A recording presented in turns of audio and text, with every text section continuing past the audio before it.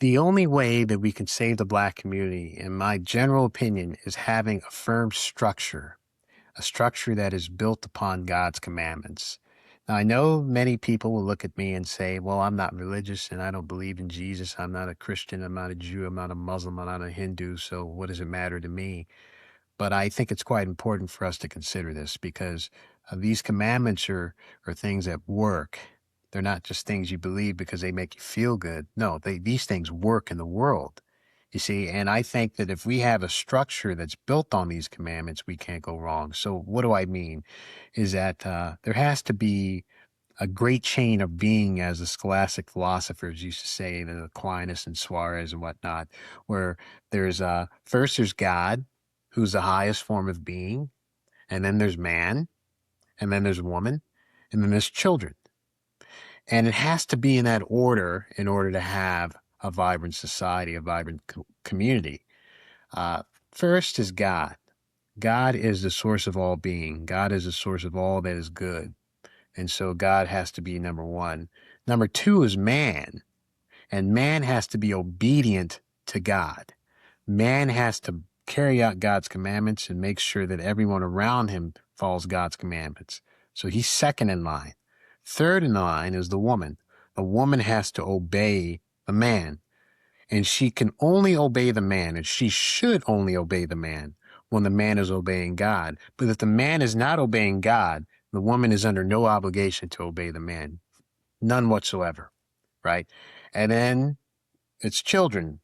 Now, children must obey their mother because in order for the children to be good children, happy children, they have to have the nurturing influence of their mother.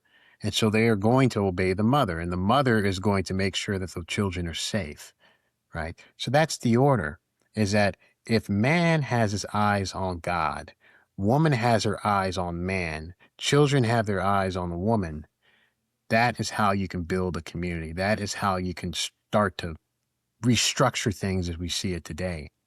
Now, the trick is how to pull it off and how to actually do it. And like I said, it goes back to following God's commandments and having a leadership structure that holds people accountable to that. If you have people in your community that do not follow God's commandments and do something that's totally different, they have to be held accountable. And if they're not, then you're going to allow evil to surface in your community, and then everything that you've built will be lost. So there has to be a leadership structure, and the men have to be leaders, right? And when you have people adhering to these commandments, adhering to these values that you've created in a normative, prescriptive way, where now you have a structure that is now more or less leading you to do it, not necessarily forcing you per se, that is when you have magic pretty much occur.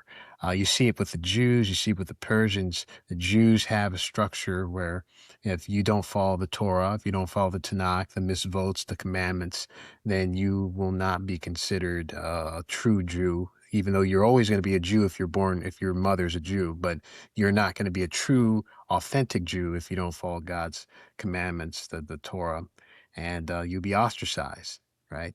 Persians are a bit similar as well. They're very tight-knit when it comes to their value structure. And if you don't adhere to the values, then you're gone. If we can institute something like that, I think we can do wonders. And it starts with the man wanting to be a real man, a true man, wanting to be a leader, wanting to be someone who's mature, who can look upon God and obey him and not put himself first, but God first, and then his wife and children, and then himself, and understand really, truly how to do it instead of just preaching about it and talking about it, right? If you have men who can do that, then that's how you can build a community. But it starts there. But I think this is the way forward, and this is what we ought to do, and this is what we ought to enact. And I think we can do it with the new culture that we want to build. But like I said, in order to solve this problem, there has to be a community, and that community has to adhere to God's commandments and the order that we just described in this video. I hope that was helpful.